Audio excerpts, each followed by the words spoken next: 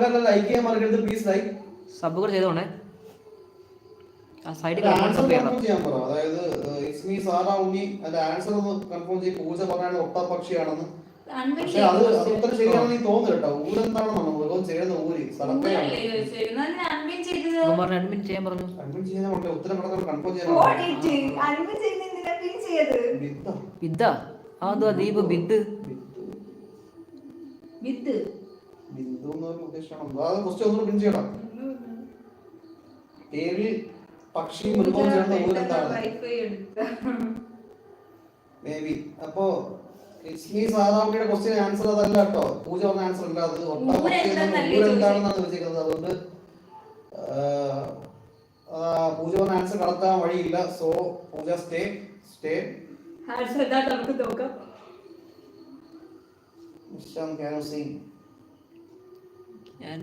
എനിക്ക് പാടാൻ അറിയില്ല. പക്ഷെ അവൻ നല്ല പാട്ടുകാരനാണ്. ഇവൻ നല്ല പാട്ടുകാരനാണ്. നീ സാറാ ഉണ്ണി ഒട്ടകപ്പക്ഷി ആൻസർ കറക്റ്റാണോ അല്ലേന്ന് പറയോ? ഒട്ടകപ്പക്ഷി അല്ലെന്ന് എനിക്ക് അറിയാം.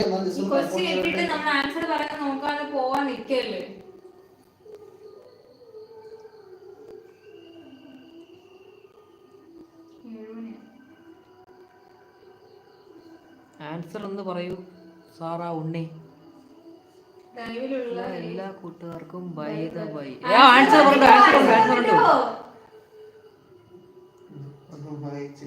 വായിച്ചില്ലായിരുന്നു. ഓഹോ, പെട്ടെന്ന് കുട്ടിക്ക് ആൻസർ കിട്ടി. അയച്ചതായിരിക്കും.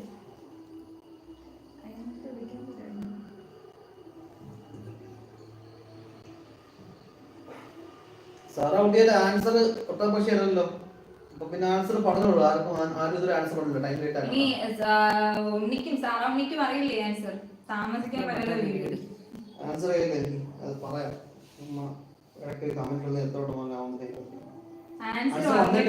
എവിടെയോ വേറൊരു ലൈവിൽ പോയിട്ട് ക്വസ്റ്റ്യൻസ് കൊണ്ടുവന്ന് ഇവിടെ ചോദിക്കും. ഇവിടെ ആൻസർ പറയുകയാണെങ്കിൽ ഉടനെ പോയി അപ്പുറത്ത് വരാനാണ് അടവല്ലേ? വന്നിട്ടില്ല. അങ്ങനെ അതല്ല ഉദ്ദേശിച്ചത്. ആൻസർ പറഞ്ഞിട്ടില്ല. ഇവിടെ വന്നിട്ടില്ലെന്നാ പറഞ്ഞത്. എന്തെങ്കിലും വന്ന് എന്തെങ്കിലും ഉള്ളത്തരം പറയായിരിക്കും. പിന്നെ നമ്മുടെ ലൈവ് വന്നിട്ട് ചോദിക്കുന്നത് നല്ല ക്വസ്റ്റ്യൻസ്. ഇത്തരം ബുദ്ധിയുള്ള ആൾക്കാരെ നമ്മൾ ലൈവ് കൊണ്ടുവിടുന്നത്. നമുക്ക് ആർക്കും അറിയില്ല. അതാണ് ആൻസർ വരാത്തത്.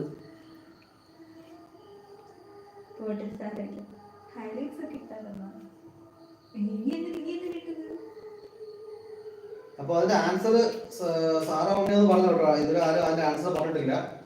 പേരിൽ പക്ഷിയും മൃഗവും ചേർന്ന ഊര് എന്താണെന്നുള്ള ആൻസർ ആരും പറഞ്ഞിട്ടില്ല. ഒട്ടകപ്പക്ഷി എന്നുള്ളത് ഒട്ടകപ്പക്ഷിക്ക് മൃഗമുണ്ട് പക്ഷിയുണ്ട്. സോ പക്ഷെ അങ്ങനെ സ്ഥലപ്പേരില്ലല്ലോ.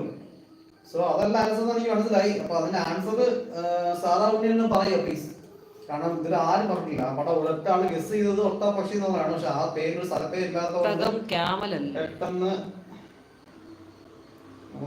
അടി ഉണ്ടാക്കുന്നുണ്ട്.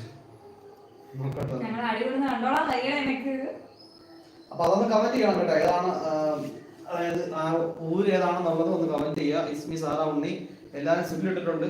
So please comment the answer. കിളിമാനു. ഓക്കെ കറക്റ്റ് ആൻസർ ആണ്. അടുത്ത ദിവസം നമ്മൾ ഓർത്തില്ല പെട്ടെന്ന്.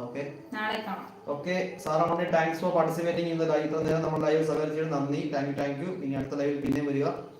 അതേശം കുറച്ച് വന്നിട്ടുണ്ടായിരുന്നു. താമസിക്കാൻ പറ്റാത്ത വീട് ഗോകുൽ വെച്ചിട്ടുണ്ടായിരുന്നു.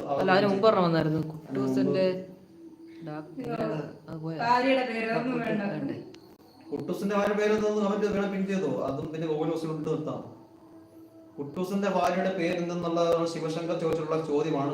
ടഫ് ക്വസ്റ്റ്യൻ ആണ്. ആളുകൾ ആൻസർ ആലോചിച്ച് മാത്രം ഉത്തരം പറയുക. കുട്ടൂസിന്റെ ഭാര്യയുടെ പേര് എന്നുള്ളതാണ് നെക്സ്റ്റ് ക്വസ്റ്റ്യൻ. രാഗിനി എന്നുള്ളതാണ്.